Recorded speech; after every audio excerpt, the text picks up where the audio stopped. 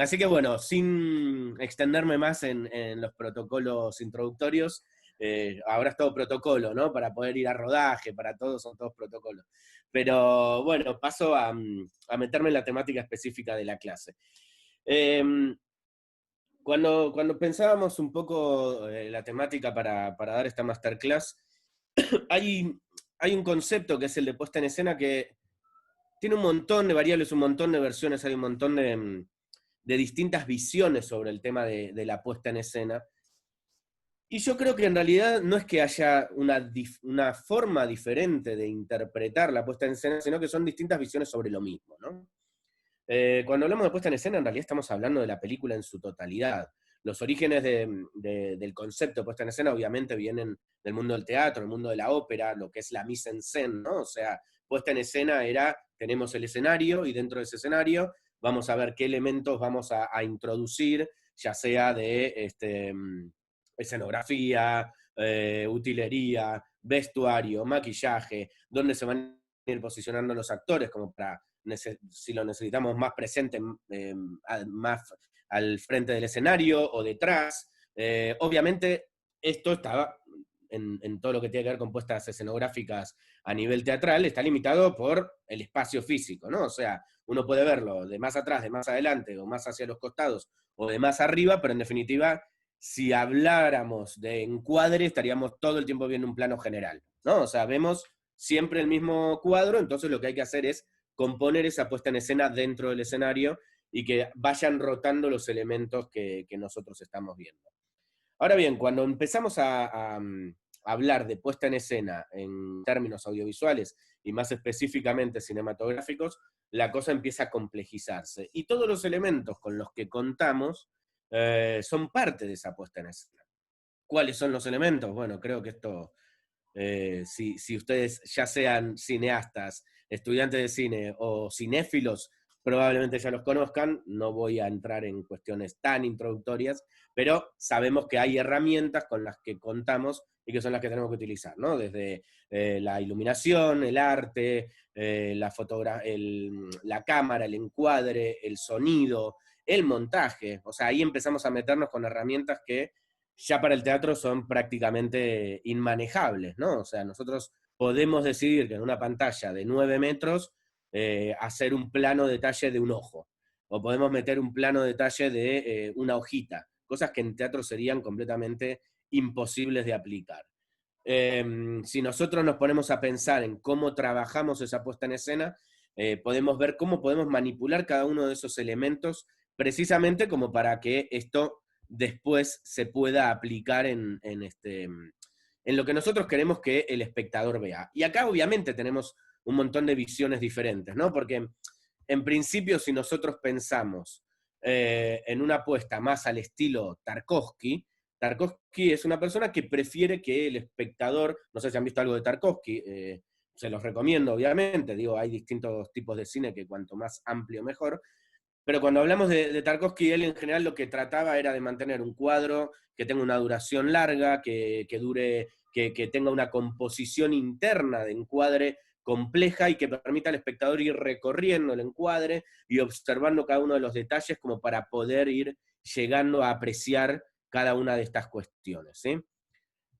Obviamente, si me quieren ir haciendo preguntas, chicos, pueden levantar la mano o lo que quieran. Si no, lo dejamos más para el final, pero yo sigo hablando, ¿eh? O sea, si hay algo en lo que se perdieron y necesitan que repita, no hay ningún problema. Digo, para que lo tengan en cuenta. Eh, Continúo entonces.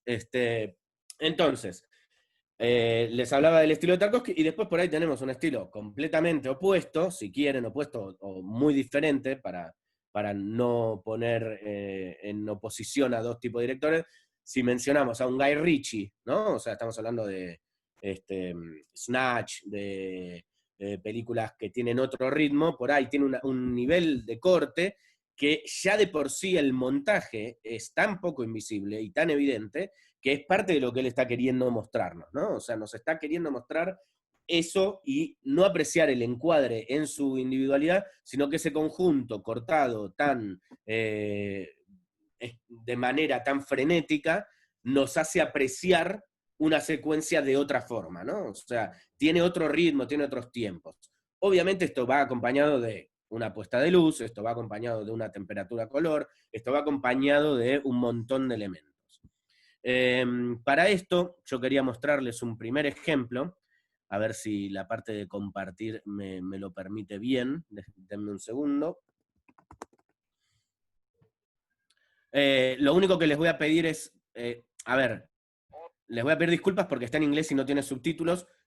La verdad es que la podría haber conseguido con subtítulos, pero tampoco me interesa que estén observando los subtítulos. Distrae justamente de la puesta en escena. En todo caso, después, si hay algo que se perdieron, se los comento. Es una escena de All That Jazz, una película que, si no vieron, es casi un obligado, de Bob Fosse, y realmente la escena que les voy a mostrar es el momento en el cual el protagonista, que es el director de una obra que están montando, hacen la lectura de guión de toda la obra y él en paralelo está procesando una enfermedad terminal, ¿no? Como para que entiendan un poco cuál es el contexto en el cual los voy a introducir. Paso a compartir. Me tenés que habilitar, Mariel, para compartir. Listo. Ahí va. Comparto acá. Bien, ahí voy, ¿eh? All I want to do now is to read easily through the script, and frankly, I'm not too familiar with it myself. So if we go through it, then you'll give Paul and me some rough idea of what we've got. Okay, no acting, everyone. Just take it easy. Easy. All right, lights up. Audrey, you have your first number, and then you begin reading on page 2. You see, Sammy, in California, everybody needs a car. I got a friend who bought a Mercedes just to get to the bathroom.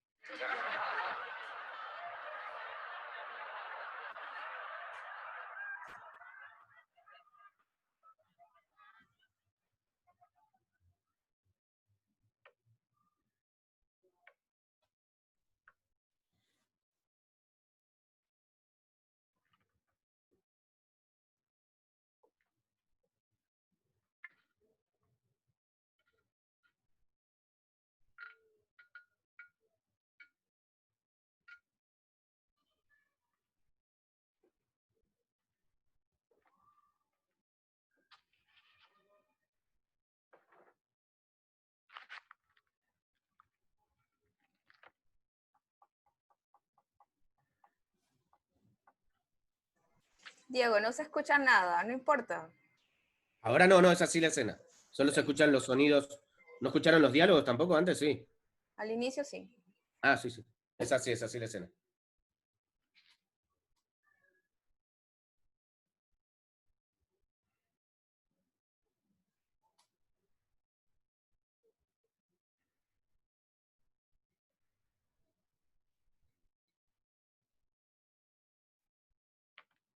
Eso lo escucharon, ¿no? El cigarrillo cayendo. I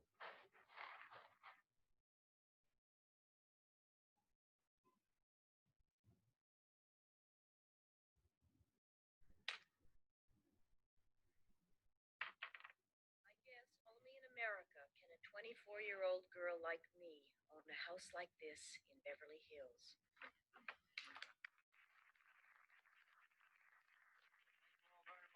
Wonderful job. Take an hour and a half for lunch, back at 3 o'clock. Don't forget to sign the Boston Hotel list.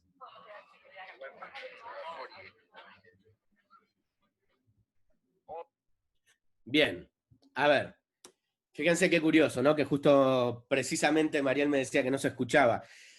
Seleccioné esta escena para mostrarles porque hace un uso explícito de los recursos cinematográficos a la hora de la puesta en escena.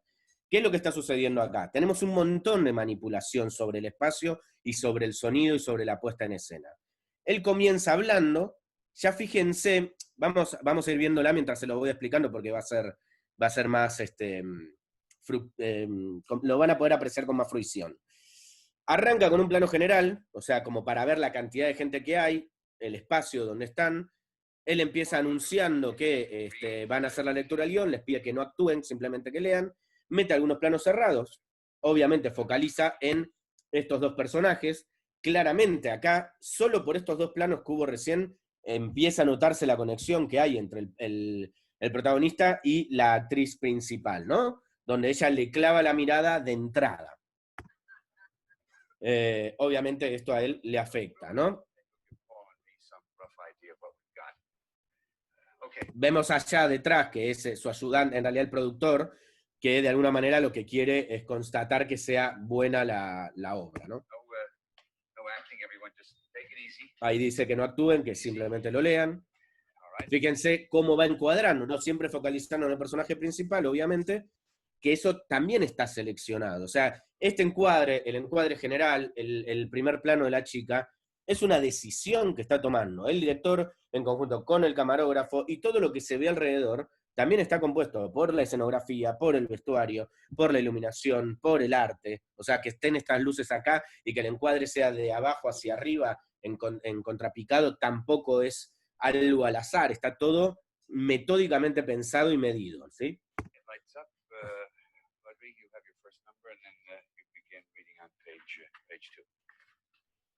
You see, Sammy, in California, everybody needs a car. I got a friend who bought a Mercedes just to get to the bathroom.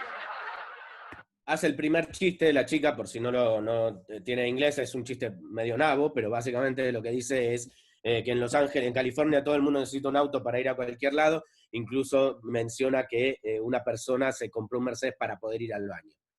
Todos empiezan a reír y fíjense lo que empieza a suceder ahora.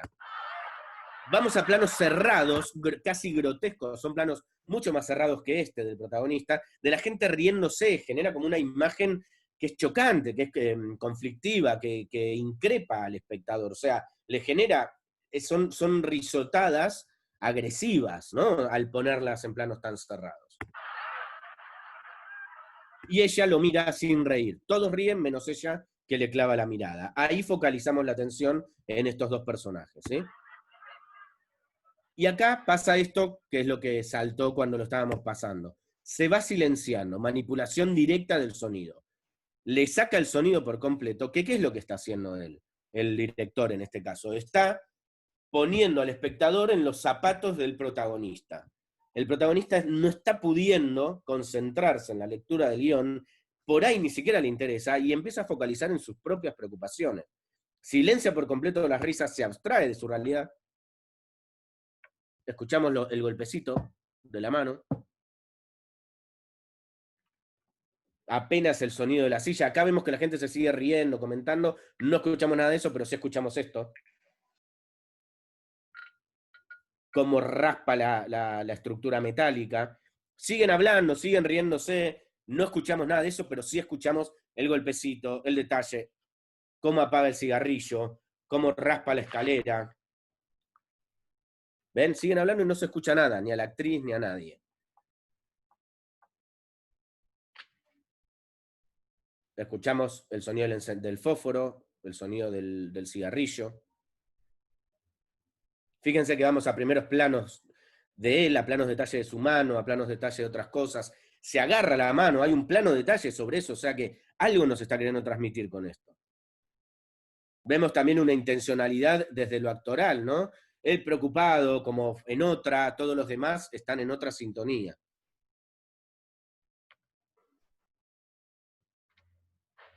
La caída y el pisar el cigarrillo. Y como para terminar, de marcar el dramatismo de él, en este momento, la rotura del lápiz.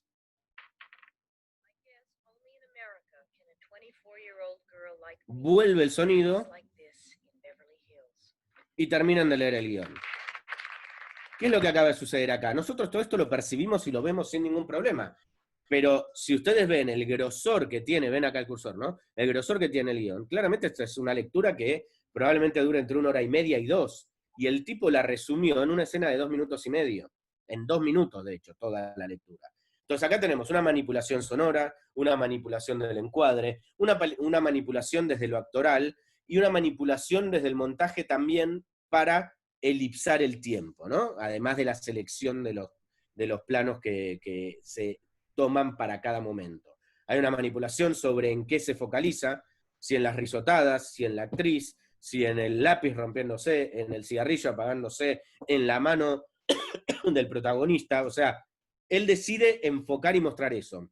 Muy distinto a esto que mencionábamos antes, ¿no? De Tarkovsky, que básicamente te pone el plano general y ahí deja que el espectador recorra el encuadre. Acá hay una clara intencionalidad de que veamos específicamente en cada momento lo que el director quiere que veamos. Cuando la gente ríe, él quiere que escuchemos solo el cigarrillo apagándose. Cuando todos están riendo, él quiere que veamos a la actriz mirándolo fijo y seria al protagonista.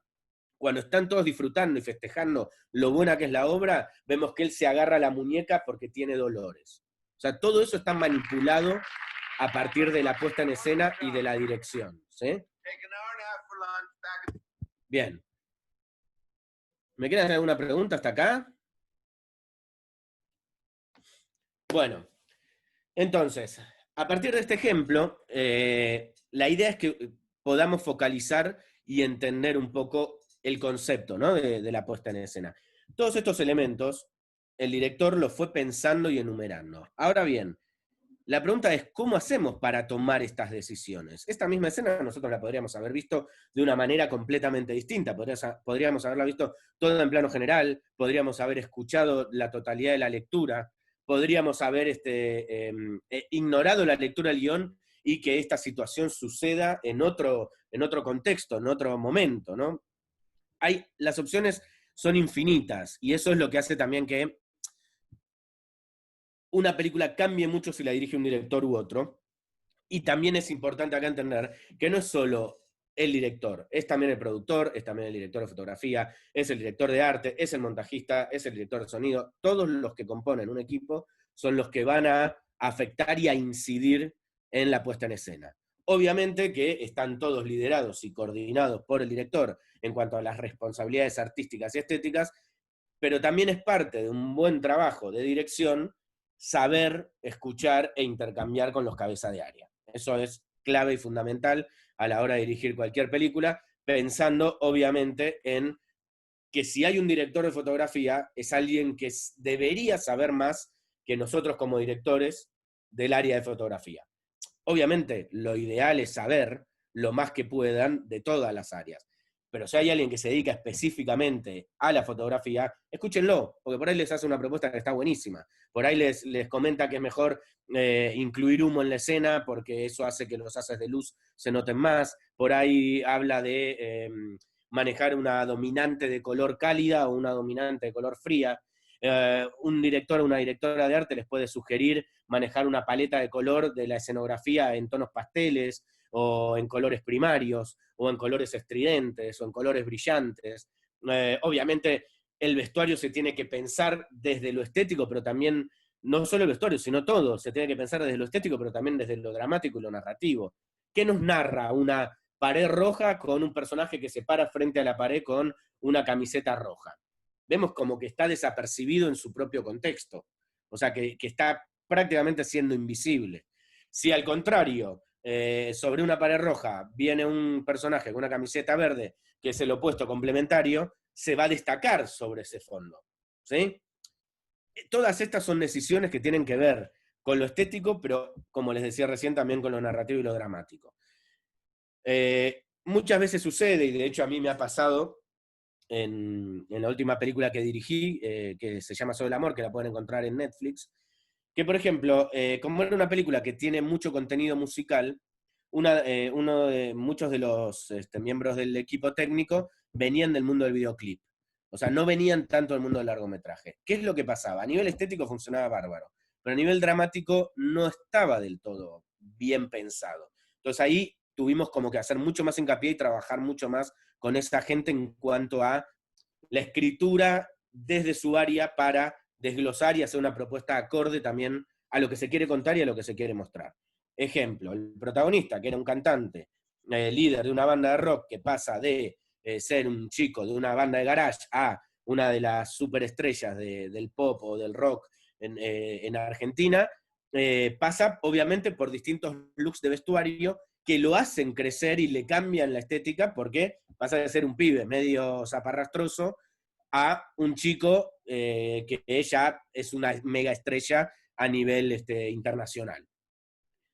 Eso lo entendía la vestuarista, por ejemplo, y entonces fue creando todo un look de vestuario que iba acorde a un pibe de barrio, un chico de barrio que tiene la ropa que puede conseguir, que no es marquero, o sea, que no tiene una necesidad de luquearse a nivel marcas, al final todo un despliegue de vestuario de una superestrella, ¿no? O sea, se transformó en Lenny Kravitz al final, de un pibe que andaba con la camperita que le quedaba medio suelta, a la campera es la chaqueta, a como es, estas cosas que usa Lenny Kravitz que ni sabría cómo se llaman.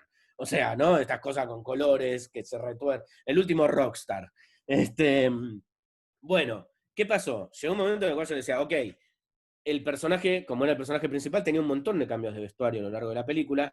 Esta transición estaba bien marcada, pero había otra cuestión que no estaba contemplando la vestuarista, que tenía que ver con lo dramático y con lo narrativo.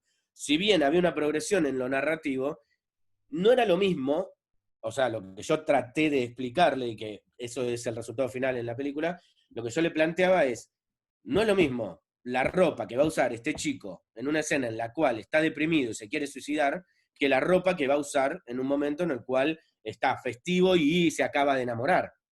Entonces, más allá del estilo que está marcado por el personaje, en cuanto al tipo de ropa y la progresión narrativa que tiene, también había que marcar algo que nos ayude a que el espectador entienda y nosotros le podamos transmitir lo que queremos transmitir con esa escena.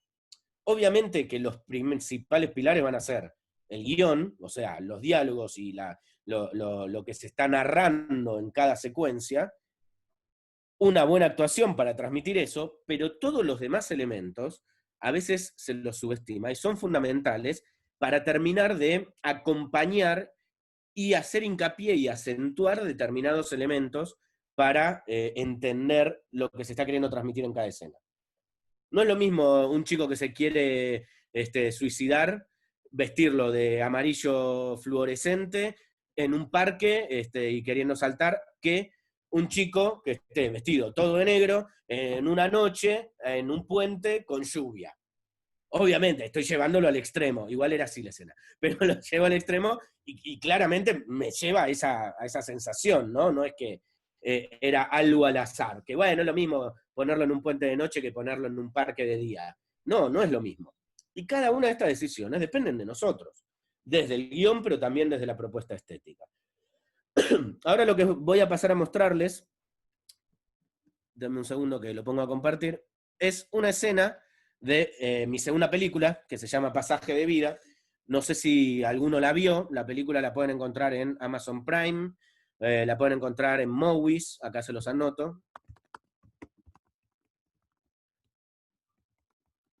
Y no sé si está a nivel internacional, pero hay una plataforma que es de cine argentino, que se llama Cinear Play, que creo que es play.cine.ar, y es gratuita, así que quizás ahí la puedan encontrar también. La película se llama Pasaje de Vida, y la otra película que les mencioné recién, que está en Netflix, es Solo el Amor. Bien, esa seguro la pueden ver porque está para toda Latinoamérica, así que esa la van a encontrar seguro. Pasaje de Vida tenía algunos territorios limitados, así que fíjense si los entusiasma lo que les voy a mostrar ahora y lo que les voy a contar ahora, la van a poder encontrar en alguna de estas tres plataformas. Bien, paso a mostrarles, ¿sí?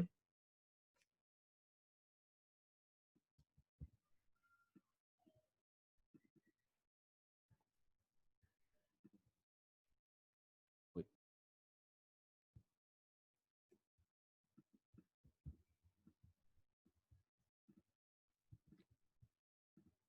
Ahí ven bien, ¿no? Hágame así. Sí, se ve. Ahí va.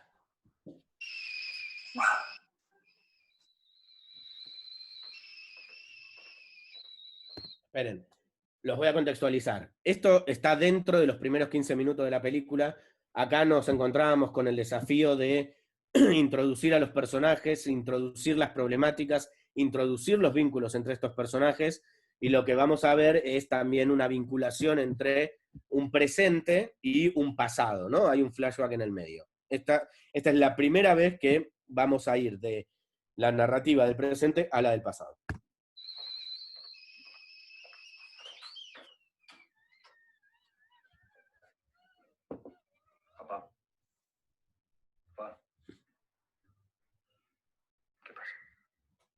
¿Qué es esa carraja de mi casa?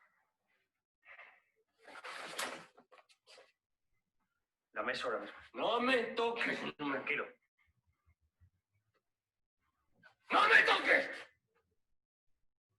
Baja eso, por favor. Baja el cuchillo. Dámelo. ¡Te mato! Soy Mario. ¿No te acuerdas de mí? ¿O qué? Soy Mario. Baja ese cuchillo, por favor. Venga. ¿Mario? Sí.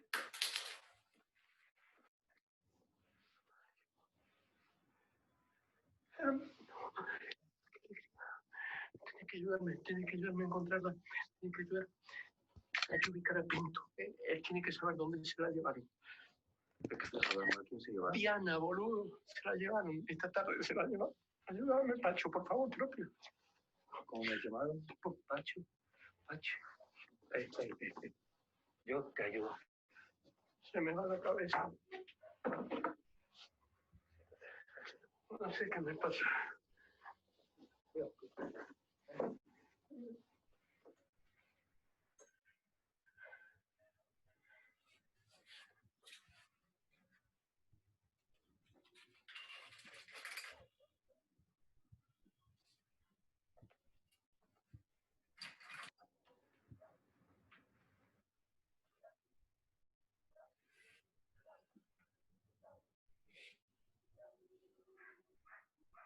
¿Querés un mate? No me gusta. Bueno. Te tomas uno y te vas, entonces.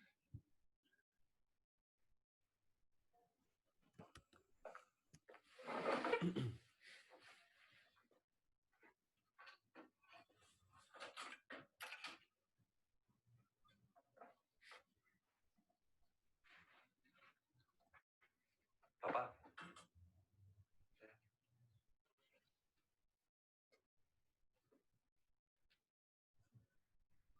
¿Quién es Diana?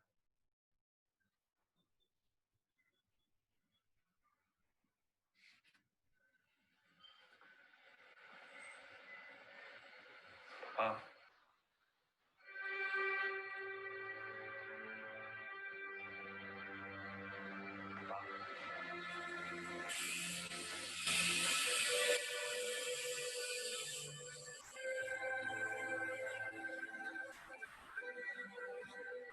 Buen día, María.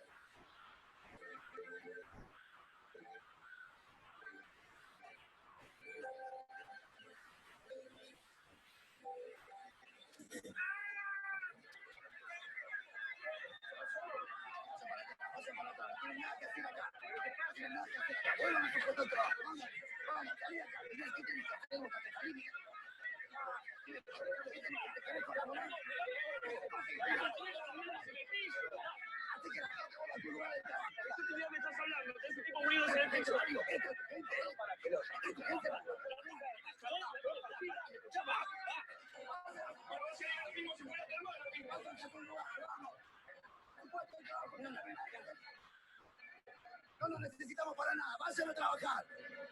Vamos, carajo, vuelvan. Vamos. Así no, tranquilo. Pero alguien tiene que hacer algo, esto es una locura. Ya sé. Sigue poniendo gente y nos vamos a quedar de brazos cruzados toda la vida. Estamos haciendo, pero no así. Bien. A ver, ¿por qué les muestro esta escena y les comentaba esto de los primeros minutos? Uno de los desafíos a los que nos tenemos que enfrentar siempre es hacer una buena introducción de los personajes y de sus temáticas, ¿no? O sea, de las temáticas que van a transitar los conflictos de cada personaje, los conflictos generales de la película y la introducción de esos personajes y sus mismas problemáticas. Acá nosotros teníamos un desafío mayor, que es que teníamos que introducir una buena cantidad de personajes en el presente y además una buena cantidad de personajes en el pasado. Y teníamos que lograr que se entendiera que hay personajes del presente que también están en el pasado y que nos diéramos cuenta cuál es cada uno, ¿no? Obviamente hay un montón de alternativas para hacer esto, acá utilizamos una. A la hora de introducir a los personajes del presente, por cómo se narra no queda duda de que ahí estamos hablando de un padre y un hijo. O sea, el hijo se encarga de decirle papá, papá 20 veces. Y entiendo, corríjanme si ustedes no lo entienden así, pero que el padre está teniendo un problema similar al Alzheimer o de demencia, claramente, porque no reconoce a su propio hijo, ¿no? Lo echa de la casa en la primera de cambio. Entonces, ahí ya estamos introduciendo a un hijo, a un padre que no lo reconoce, que cuando no lo reconoce se pone violento al punto de amenazarlo con un cuchillo, o sea que evidentemente tiene una reacción donde hay algo en esa construcción del personaje que después nos vamos a ir enterando por qué, que tiene que ver con la paranoia, con el miedo y con la autodefensa sobre alguna amenaza que pudiera llegar a tener, que cuando él le dice, soy Mario, no le dice, soy tu hijo, le dice, soy Mario, él conecta con otra gente, porque él dice, Pacho, me tenés que ayudar a encontrar a Diana, el otro no entiende lo que le está hablando, pero evidentemente hizo sinapsis por un lado y se fue para otro lugar. Después en la película nos vamos a enterar que justamente Pacho era el apodo que tenía uno de sus amigos que se llamaba Mario, y que es la razón por la cual él le pone ese nombre al hijo. Sin spoilearles demasiado, pero al menos como para que sepan que eso sucede. Ahora, cuando estamos viendo la película, esto sucede al principio y no lo sabemos. Es algo que revisando y dándole vueltas a la película al terminarla, vamos a encontrar lo que está ahí. O sea, es parte de esa construcción de estos dos personajes. Después, el hijo Mario le pregunta al padre por Diana, porque le dice, Pacho, ¿quién es Pacho? ¿Y quién es Diana? Porque le dice, la agarraron a Diana, y él no sabe quién es Diana. Y para sorpresa, que ahí empieza a construirse el enigma de la película, lo que vemos es que ese padre está mirando en el pasado a Diana con ojos cariñosos, por decirlo así. Claramente está medio deslumbrado por esa chica. Y que el hijo no sepa quién es, porque si esa es Diana, le dice quién es Diana, y el primer plano que vemos es a esa chica, claramente vamos a entender que Diana es ella. Ahora, ¿cuál es ese amor de ese padre que el hijo no conoció? Es la madre, pero la llama de otra manera. Es otro romance, es una affair, es una anterior novia. ¿Quién es Diana? Esa es, ya, digamos, se lo plantea incluso en un texto de diálogo. Papá, ¿quién es Diana? Y ahí nos vamos por primera vez al pasado. Siguiente desafío, ¿no? Tenemos que introducir ahora a los personajes del pasado, pero lo primero que tenemos que hacer es identificar que ese padre, que se llama Miguel, es también el Miguel del pasado. ¿Cuál era el problema que teníamos acá? No sé si conocen a los actores, pero el Chino Darín hoy es por ahí una dentro de los actores jóvenes, aparte de ser el hijo de Ricardo Darín, se construyó una mega carrera y dentro de los actores de menos de 35 años debe ser el que tiene más reconocimiento a nivel internacional y uno de los más reconocidos y famosos acá en Argentina, sin dudas. Estamos hablando de que el Chino se fue mucho a trabajar en España, que estuvo haciendo una serie en Antena 3 que se llamó La Embajada junto a Carlos Bardem, que es uno de los personajes principales de la última película de Saura, con Penélope Cruz, que ha hecho varias películas. De hecho, si ponen Chino Darín en Netflix van a ver una infinidad de películas en las que él trabaja, o sea que evidentemente mide bien también a nivel redes, que es parte de lo principal que analiza Netflix a la hora de comprar películas. De hecho, Pasaje de Vida hasta septiembre del año pasado estuvo en Netflix, después venció el contrato y la oferta de Amazon era mucho más interesante, realmente. Ahora, si ustedes ven a Chino Darín y a Miguel Ángel Solá, que no sé si lo conocerán, pero es probablemente para mí uno de los mejores, si no el mejor actor de su generación argentino.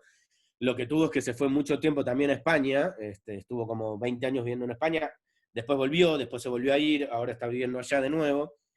Y para mí ya era como muy fuerte poder dirigir a este tipo que para mí desde mi más tierna infancia me había maravillado.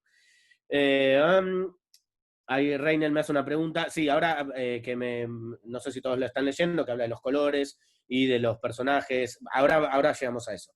Todavía estoy entrando en calor. No, pero ahora vamos a hablar de eso que es importante y es a uno de los puntos a los que quiero llegar. Así que dame un ratito y vamos a ese punto. Bueno, de hecho, algo de lo que voy a mencionar ahora tiene que ver con el vestuario y con la paleta de color. ¿Qué pasa? Miguel Ángel Solá y el Chino Darín, si ustedes los ven, realmente, más allá de esta película, no se parecen en absolutamente nada. Les voy a mostrar para que sepan a lo que me refiero. Este es el Chino Darín. Mírenlo acá. Esperen que les comparto. Acá lo tienen. Bueno, de hecho, si ven La Casa de Papel, es el novio de Tokio. O sea, estamos hablando de un pibe morochón, como decimos acá, o sea, moreno, ojos oscuros, todo en tonalidades de típico latino argento, por decirlo así. Y ahora les voy a mostrar a Miguel Ángel Solá. Fíjense, Miguel Ángel Solá. Es más, yo lo que quise hacer en algún momento es, más allá de que acá lo vemos y no tiene un parecido directo, si buscamos a un Miguel Ángel Solá joven, es tremendo, porque no se parecen nada, porque voy a decir, bueno, pero por ahí de joven se parecían, entonces podemos construirlo desde ese lugar. Vean esto, no se parece en nada, tirando a rubio, ojos verdes claros, nada, otra forma de cabeza, otra forma de cejas. Entonces teníamos que construir que estos dos personajes se parecieran en algo, porque interpretaban a la misma persona. Entonces, ¿qué es lo que hicimos? Había algo que sí nos beneficiaba, es que dentro de todo el color de los ojos era muy similar. A nivel actoral, ¿cómo fue el planteo? Yo toda la parte del Chino Darín, toda la parte del pasado en Argentina lo había filmado antes. El rodaje se había estructurado con 5 semanas de rodaje en Argentina y 1 semana y media de rodaje en España. Cuando llegamos a España tuvimos prácticamente un mes de preproducción y nosotros confirmamos a Miguel Ángel Solá justo antes de que yo llegara allá. Entonces, una de las cosas que trabajamos fue mucho el lenguaje gestual y corporal del personaje. Como ya lo había compuesto al personaje el Chino Darín, para que Miguel tuviera determinadas actitudes y determinadas formas de vincularse, de gestualizar, de hablar, de mirar, trabajamos con Miguel Ángel Solá y yo le sugería, a ver si le parecía bien, y a él le encantó la idea, de hacerle una pequeña selección de escenas del Chino Darín en distintos estados anímicos. Alguna donde esté más angustiado, otra en la que esté más serio y paranoico, otra en la que se esté cagando de la risa con sus amigos, otra en la que se lo vea más enamorado. Distintas situaciones de ese personaje. Le hicimos un pequeño compilado de 10 minutos, se lo pasamos a Solá y él estudió sobre el lenguaje corporal de ese personaje. De hecho, si ven, una de las cosas que marcamos en esta escena, para el primer traspaso es, fíjense, este encuadre antes de irnos al pasado. ¿Lo ven? O sea, él está con el brazo sosteniendo el mate, el otro brazo sosteniendo el codo, acá no se llega a ver, pero está así, hace un gesto con la mirada, más allá de que también, obviamente, le hicimos la barba, el look todo peinado para atrás, para que no se notara que es tan lacio cuando el otro tiene rulos, lo peinamos todo para atrás y le hicimos un poco de rulos en la parte de atrás del pelo, apenas, pero un poco que tenga un poco más de volumen al menos. Y la mirada, ¿no? Esa mirada. Obviamente, la primer tentación, y como estaba pensado para el montaje, esto tenía que pegar directamente con este plano. Exactamente en la misma posición, o sea, él tiene el brazo en la misma posición, en vez de un mate tiene un encendedor, esos son elementos que nosotros trabajamos, ¿no? El vicio de los 70 era el cigarrillo, y del exiliado político en España, argentino, lo que hace es, le agarra esa melancolía de tomar mate, aunque por ahí no le gustara en su juventud el mate, pero todo lo que lo aferre a su pasado en Argentina le atrae, ¿no? Exactamente la misma posición, el mismo eje de mirada, con él, si se fijan, el gesto es muy similar. La mirada está interpretada de la misma forma, es el mismo tipo de mirada. Y hay otro detalle, fíjense que acá empiezo a contestar tu pregunta, Reinel, fíjense el color, él acá está en tonos amarillos mostaza, y si vamos al plano de él, está con la misma paleta de color. O sea que acá empezamos a identificar un personaje con un color, que además, si nosotros nos vamos más para adelante, fíjense esto, todos están de azul, todos están de celeste, todos están de colores opuestos, verdes, celestes, azules. el amarillo es uno de los colores que más contrasta con los fríos, porque es un color cálido contra un color frío. Si bien el opuesto complementario del azul es el naranja, el tono amarillo, mostaza, obviamente se destaca. Lo que pasa es que lo que nosotros hicimos es contraponer a él con sus amarillos en ese fondo donde es todo casi monocromático, ven que es celeste, azul, verde, las máquinas, está todo en los tonos cianóticos y fríos, y él entra con un color cálido, amarillo. Y después, fijémonos Diana, otro de los personajes principales que vamos a ver en la película está en rojo, que también destacan por sobre los azules y los verdes. De hecho, es el opuesto al verde. Y fíjense que acá tenemos un cartel que es blanco y rojo, pero no tiene este mismo tono. O sea, eso está trabajado desde la puesta en escena para que el personaje de Diana se destaque, el personaje de Miguel se destaque por sobre todos los demás. Y empecemos a identificar a los protagonistas de nuestra película. ¿Sí? Continúo. Lo que les decía, ¿no? Seducía la idea de ir de este plano al otro directamente, ir por corte directo. Pero ¿qué pasó? Ahí tomamos una decisión donde ya nos empezamos a adentrar en el tema del montaje.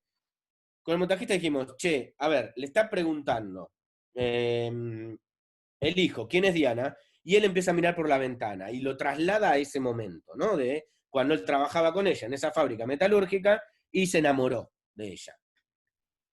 Entonces lo que dijimos es, si le está preguntando por Diana, en vez de ir a corte de él a él, veamos lo que él ve. O sea, vayamos a su contraplano. Él empieza a mirar por la ventana y lo que él ve es el corte al que vamos a ir. No vamos a ir a él mismo, porque él no se ve a él mismo, él está recordando. Entonces él lo que ve es esto.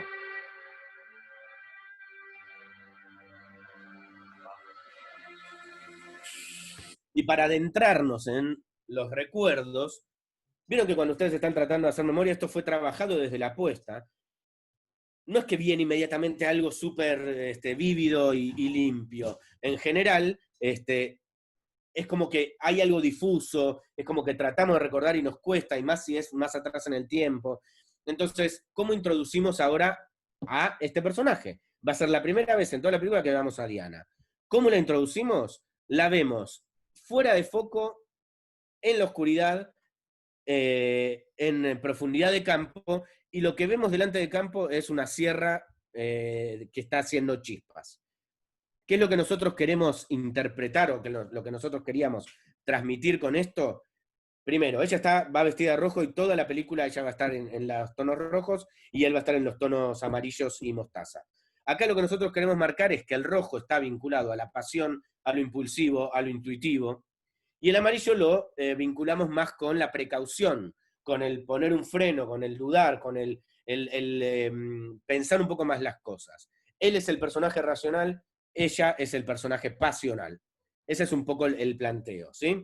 Entonces, que ella aparezca detrás de las llamas, también empiezan a identificar al personaje. ¿Quién es Diana? Y está difusa, pero tiene que ver con el fuego.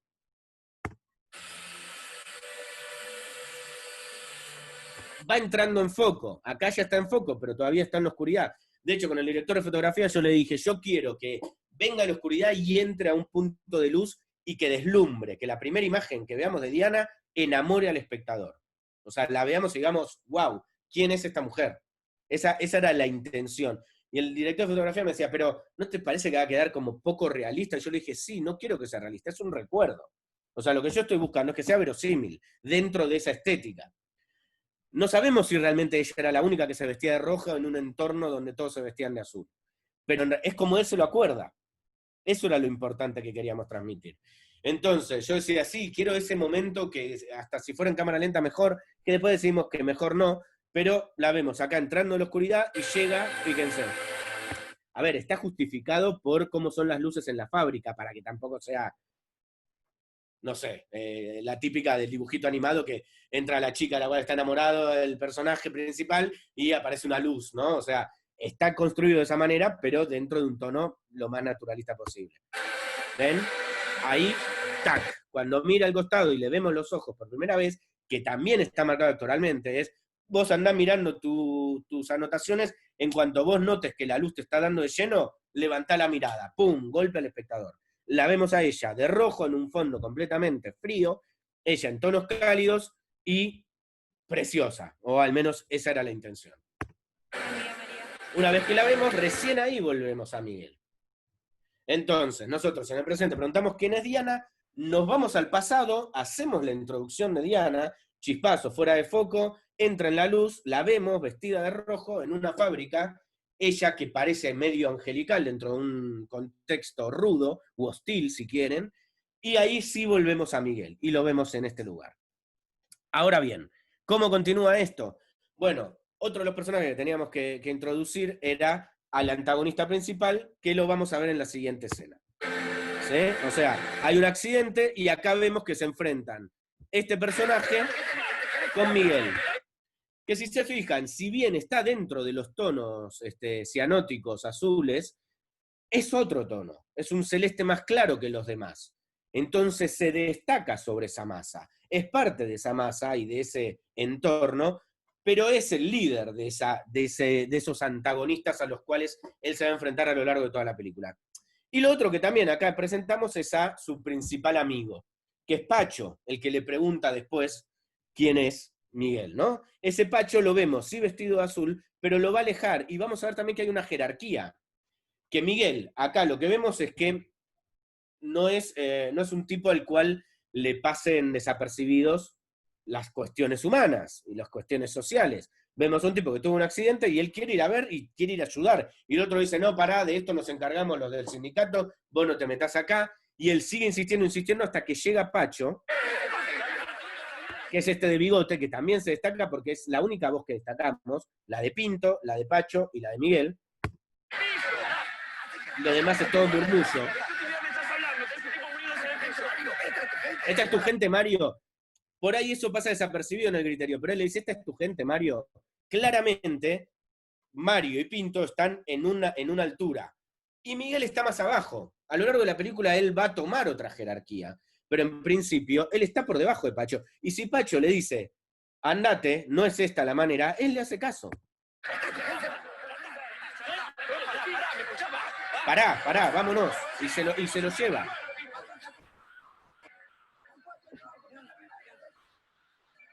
No lo necesitamos para nada. Bien. ¿Está claro cómo introdujimos a todos los personajes? Entonces, acá tenemos introducción de Miguel en el presente, introducción de Miguel en el pasado, introducción de Mario en el presente como hijo, preocupado por un padre que está teniendo una demencia senil. Introducción de Diana en el pasado, que además cierra con el plano de ella, que vemos que claramente tampoco le cae simpático Pinto. Es una sola mirada. Es ella cruzada de brazos, enojada, mirándola a Pinto de reojo, con mala cara. Eso está marcado también.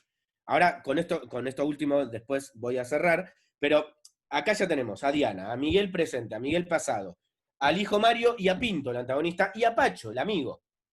¿Sí? Que él le dice, acá al final le dice, tenemos que hacer algo. No podemos dejar que la gente se siga muriendo así. Hay que conseguir... No, tranquilo. Alguien tiene que hacer algo. Esto es una locura. Ya sé. Sigue muriendo gente, no vamos a quedar de brazos cruzados toda la vida. Le dice, la gente se está muriendo por accidentes laborales, no tenemos seguro, no tenemos medidas de protección, tenemos que hacer un reclamo, y acá nos vamos a quedar de brazos cruzados. O sea que hay una sensibilidad sobre lo que le está pasando a toda esta gente. Y Pacho le dice, ya sé, estamos haciendo, pero no así. Y a partir de ahí vamos a ir viendo en la película de qué manera lo están haciendo, ¿sí? Lo último que yo quería contarles, y que es cómo afecta esto, cuando nosotros grabamos la película, grabamos obviamente con los extras en silencio, para que se pudiera escuchar los diálogos y los gritos de Pinto, de Miguel y de Pacho. ¿Qué es lo que nos sucedió? El sonidista era argentino, el que hizo la postproducción de sonido era español. Y si bien es un obvio, lo que tendría que haber hecho el sonidista acá en Argentina, no lo hizo. ¿Qué es? Grabar los gritos de la gente. Aparte, o sea, separar un rato y decir, bueno, ahora todos griten en el momento del accidente. Todos hablen como que están trabajando, pero que hay diálogo. No lo grabó eso. Llegamos a la postproducción y el sonista me dice, che, no encuentro esto, no está. Y yo le digo, no lo grabó nunca. Y entonces yo le digo, bueno, ¿podemos convocar gente? Y me dice, sí, pero tenemos un problema. Si convocamos gente acá, te parecerá una estupidez, pero van a gritar y a dialogar en acento español, no en acento argentino. Entonces, claro, dijimos, no, esto es una locura, y salía a contratar extras para que grabaran. Era imposible. Entonces, el grito del accidente, el ¡ah! Soy yo. todos los gritos y murmullos que se escuchan ahí cuando están peleando son mis socios, productores, más 2 personas que trabajaban en la productora con nosotros, más yo mismo también gritando distintos insultos, hay que hacer algo, bla, bla, bla.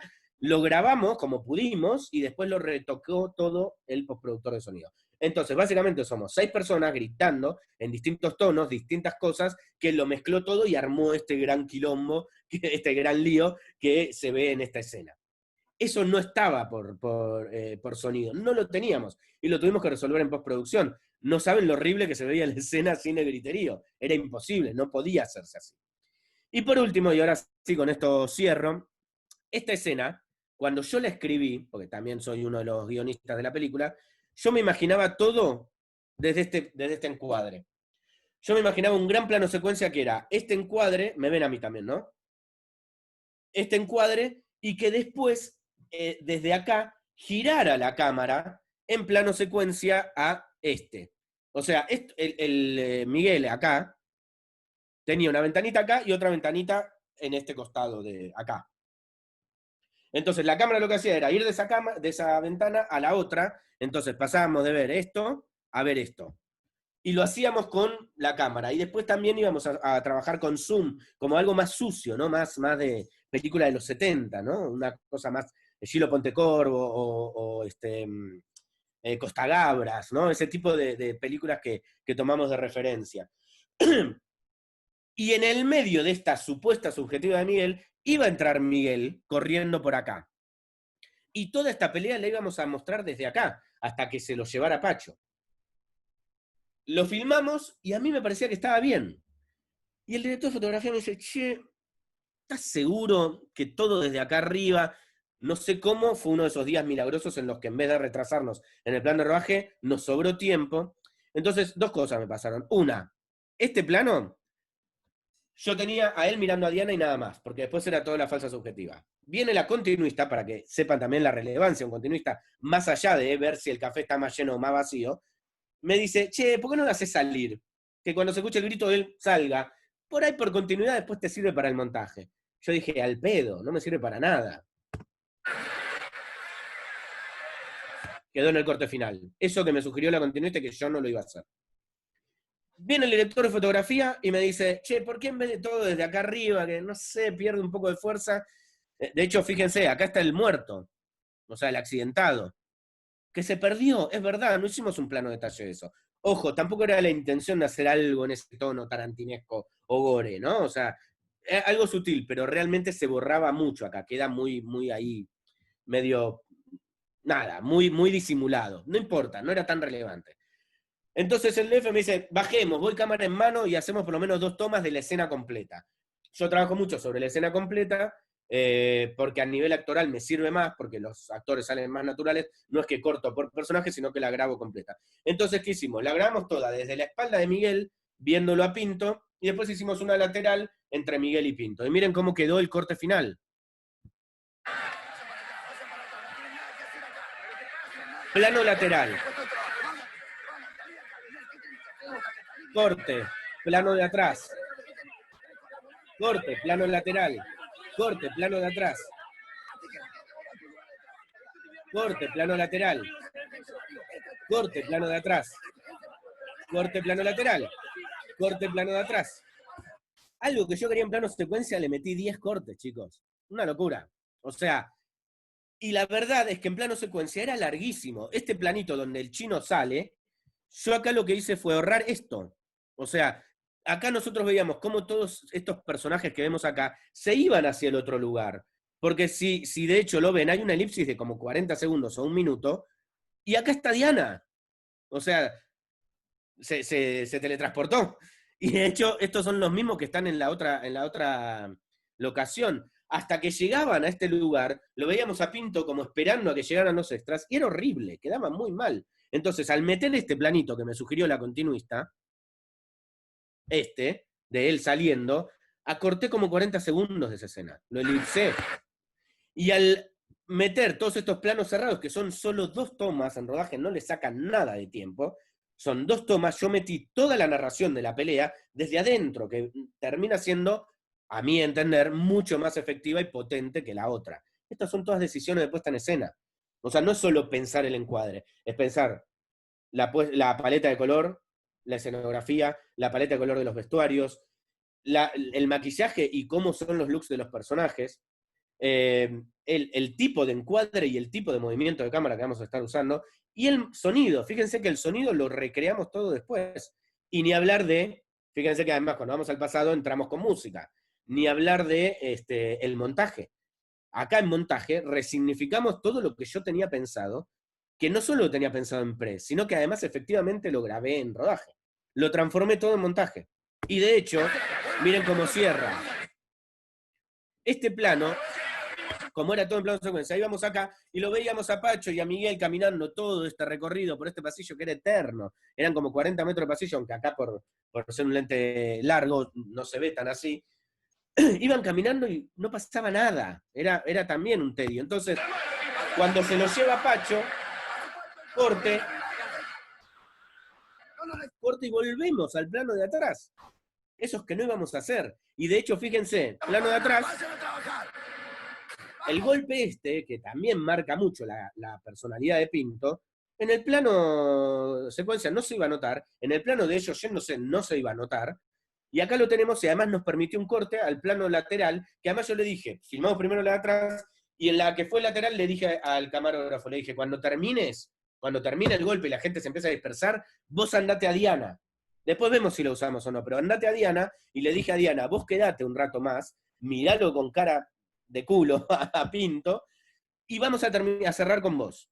Y es efectivamente lo que pasó. ¿Ven? La cámara se va y focaliza en Diana. Que enojada se va. Enojada, no es cualquier cosa.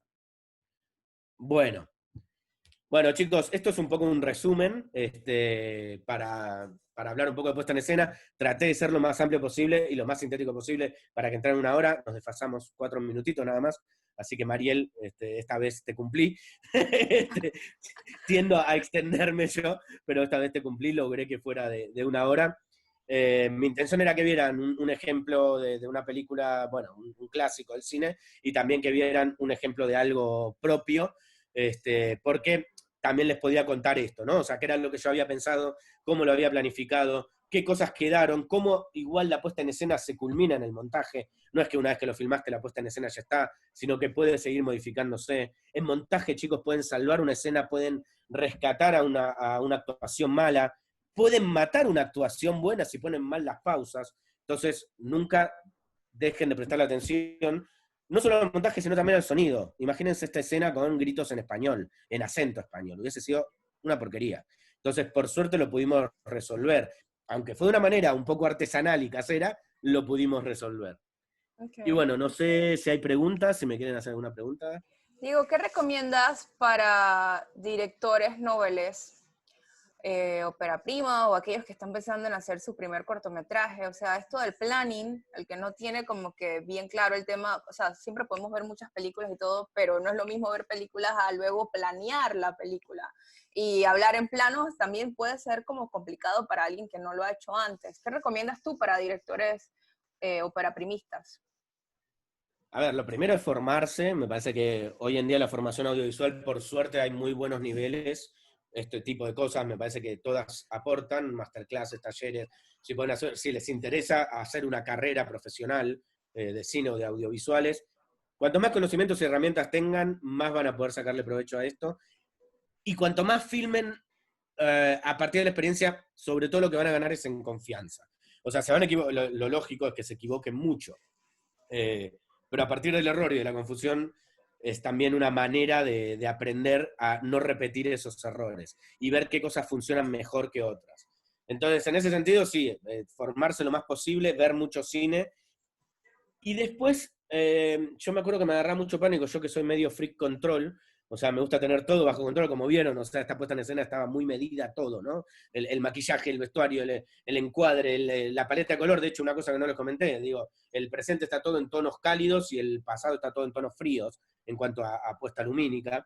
Está todo pensado, está todo como muy orquestado. Pero es normal que cuando arranquen incluso ya la preproducción, que es en general un mes antes de filmar, que muchas de estas cosas no las tengan en claro. Y ahí es donde les digo que está buenísimo nutrirse de los cabezas de equipo.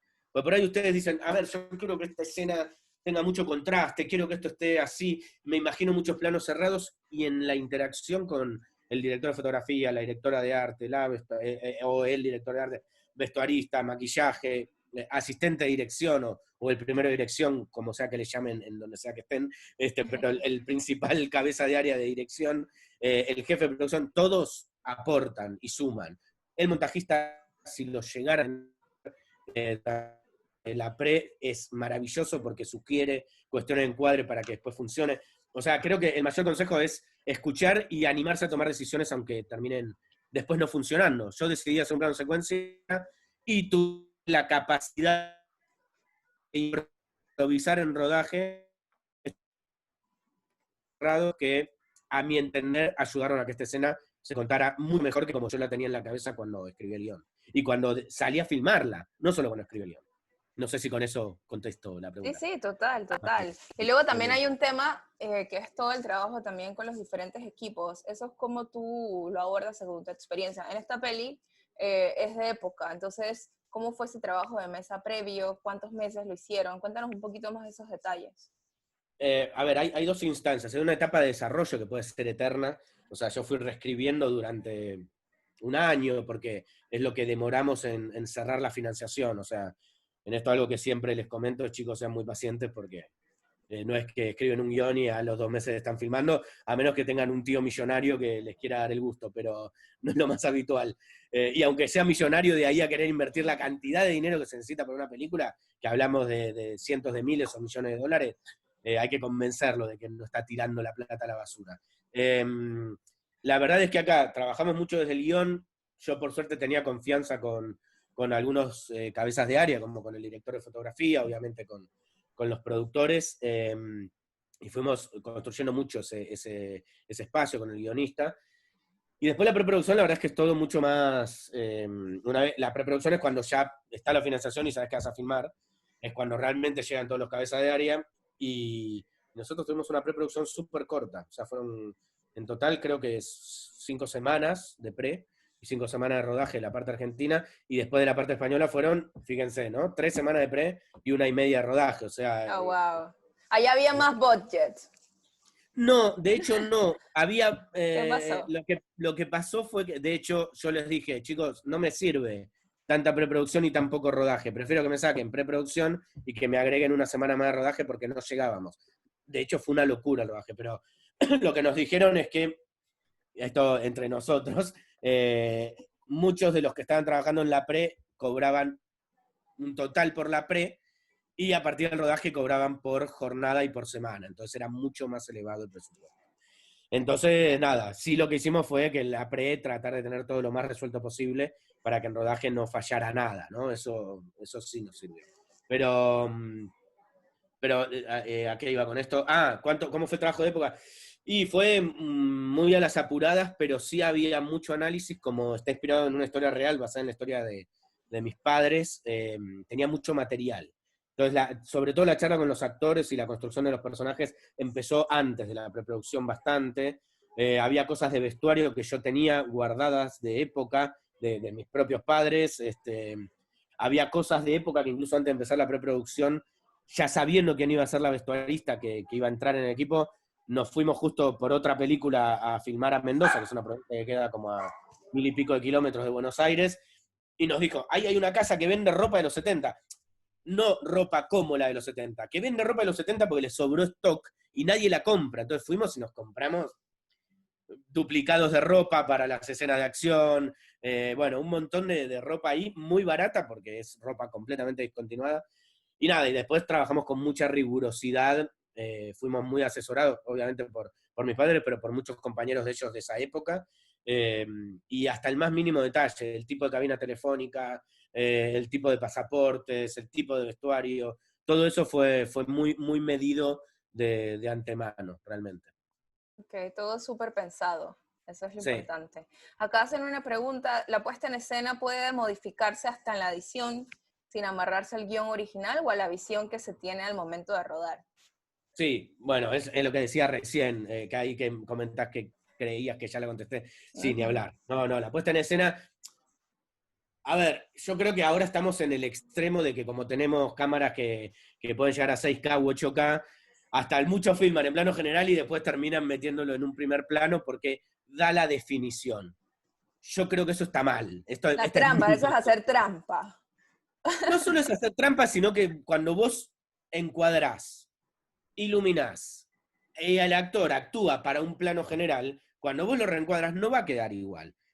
Un actor no actúa igual para un primer plano que para un plano general. El plano general tiene que tener un lenguaje corporal que transmita lo mismo, que cuando estás en un primer plano es movimientos mínimos. Entonces, si bien te pueden salvar de algún problemita, de que no sé, entre el boom o haya algo de la escenografía que no convenza, la realidad es que para mí eso no es lo ideal. Sí creo que más allá de esto, que es reencuadrar una película, que me parece un poco excesivo, sí creo que en la elección de cómo se narra, cuántos cortes va a tener, incluso modificar algo de la corrección de color puede ayudar. De hecho, si logran ver la película, al final hay un plano donde está Miguel con el hijo y la cámara se eleva y se va, y cuando la filmamos, la luz que entraba era la luz están en un jardín viendo las estrellas, y la luz que entraba de la locación, de la casa, del personaje, y era una luz cálida. Y la verdad es que en ese momento nos dimos cuenta, cuando ya estábamos, ya superado el montaje, o sea, cuando estábamos en corrección de color, dijimos, che, no va por ahí. ¿Hay manera de que podamos transformar esta luz cálida de velador, de luz de lámpara de casa vieja, en luz de luna, que es mucho más, tiene mucho más que ver con lo que está pasando en ese último plano de la película? Y estuvimos ahí trabajando con el colorista y lo logramos. O sea, logramos emparejar para que no pareciera luz que entra de la casa, sino que era una luz más generalizada, y le logramos meter una tonalidad mucho más fría que la luz que entraba de la casa. Entonces realmente cambió mucho lo que genera la sensación de ese último plano de la película. Y para mí eso mejoró muchísimo. Un final que intenta ser muy emotivo y que busca que el espectador se emocione en ese momento, con ese tipo de corrección de color, marcó un cambio radical en esa secuencia. Así que sí, o sea, con el sonido cambiás, con la música cambiás, con el montaje cambiás y hasta con el color cambiás. Es increíble. Y está bueno también saber aprovechar eso. O sea, que no sea, bueno, ya está, lo filmado ya está. No, aprovechenlo, son herramientas cinematográficas y audiovisuales y están para ser utilizadas, precisamente. Uh-huh. Y bueno, antes de dejar de ir, no sé si alguien más tiene otra pregunta. Yo te pregunto, ese trabajo de mesa antes de analizar el guión, ¿qué recomiendas también para todos los directores, realizadores que están participando ahorita de Hayat Connect? ¿Algún truquito, alguna clave, algo que puedas dejarnos también? No sé si hay algún truquito realmente.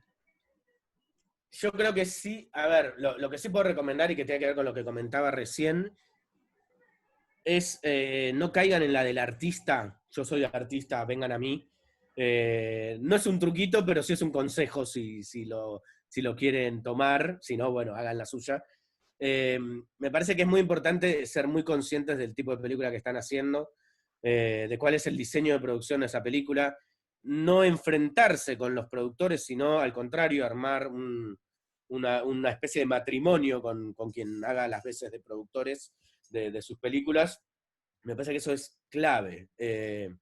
Entender los recursos que tenemos y aprovecharlos al máximo, y no decir, yo quería un helicóptero y me dieron un Steadicam. No, sepan que el helicóptero no lo van a tener, entonces imagínense, que igual el Steadicam es carísimo, imagínense una muy buena apuesta con un Steadicam. No digan, hubiese sido hermoso con más plata. No, piensen en los recursos que tienen y aprovechenlos al máximo. A ver, antes del amanecer, antes del atardecer y antes de medianoche, la trilogía de Linklater. Claramente son películas con recursos limitados, pero son películas que se han transformado en clásicos, y son dos personajes hablando mientras recorren una ciudad. O sea, casi no hay luces, casi no hay mucha despliegue de arte, porque el despliegue de arte en realidad fue la decisión de qué locaciones utilizar. Pero es un tema de guión, ¿no? Porque el guión están hechas esas tres películas para hacer así, ¿no? Entonces... Sí, pero ¿sabés que en realidad no es que las pensaron desde la primera así? O sea, fue a partir de la segunda que dijeron, che, y si hacemos una continuación en tiempo real, pasaron 9 años cómo están los personajes 9 años después. ¿Se encontraron o no se encontraron? ¿No? Y la verdad es que genios, pues además ahí, no sé si lo sabían, pero el guión lo escribieron en conjunto. Los guionistas, sí, sí. Los Los dos, actores, claro, los actores. los actores. Sí, sí. Ethan Hawke, Julie Delpy y Richard Linklater. La Así. primera era una historia que estaba inspirada en algo que le había pasado a él realmente, con una chica que conoció en un viaje y que no vio nunca más. Y la segunda, el inicio para mí es brillante porque es un tipo que escribe un libro, o sea que es también autorreferencial, y ese libro que escribe es de él queriendo reencontrarse con esa chica que nunca vio. O sea, es genial. O sea, te está respondiendo de que no se vieron a los 6 meses, como habían dicho. Así es. Y te termina dando a entender que él sí fue y ella no. Y es terrible, porque él fue a ese reencuentro romántico y ella no. Entonces, otra vez, caracterización de personajes, ¿no? Sí, ahí estoy apuntando los nombres. Estas son las películas de Richard Linklater, el director de Boyhood, y tiene Antes del amanecer, Antes del atardecer, Antes del anochecer. Tienen que verla porque es un trabajo de guión increíble. O sea, toda la película, todo está en guión. O sea, no esperen la mejor realización del mundo, todo es del guión. Y la Es muy interpretación de los sencillo, actores, ¿no? porque es todo plano, y claro, y los actores, tanto Julie Delpy como Ethan Hawke, lo que hacen actoralmente, sobre todo a mí la que más me gustó es la 2. En realidad las 3 están muy bien, pero te enamoras de los personajes. Y son 2 personajes en toda la película y se la ponen al hombro y es maravilloso lo que hacen. Así es. Bueno, Diego, muchísimas gracias por tu tiempo y por brindarnos esta clase en donde también nos adentras un poquito en tu carrera. Por supuesto, te vamos a esperar en Panama Film Lab, que se va a realizar en el mes de noviembre. Así es que, pues Bien. nada, buenísimo, seguimos todos en contacto. Ya saben, la próxima semana seguimos con más clases de Haya Connect. Entren a hayaconnect.com. Ya me contaron que hoy como que la página se cayó hace un ratito, pero bueno, ya estamos solucionándolo, pero pueden entrar después a registrarse para la siguiente clase. Vamos a estar con un cineasta de Costa Rica, Ariel Escalante, y vamos a estar también con Abner Benaim a final de mes. Así es que, pues nada, muchísimas gracias, Diego, y Gracias, saludos a gracias, todos los que Mariel. se conectaron. Gracias Bye, a bye. todos, en serio, fue un placer.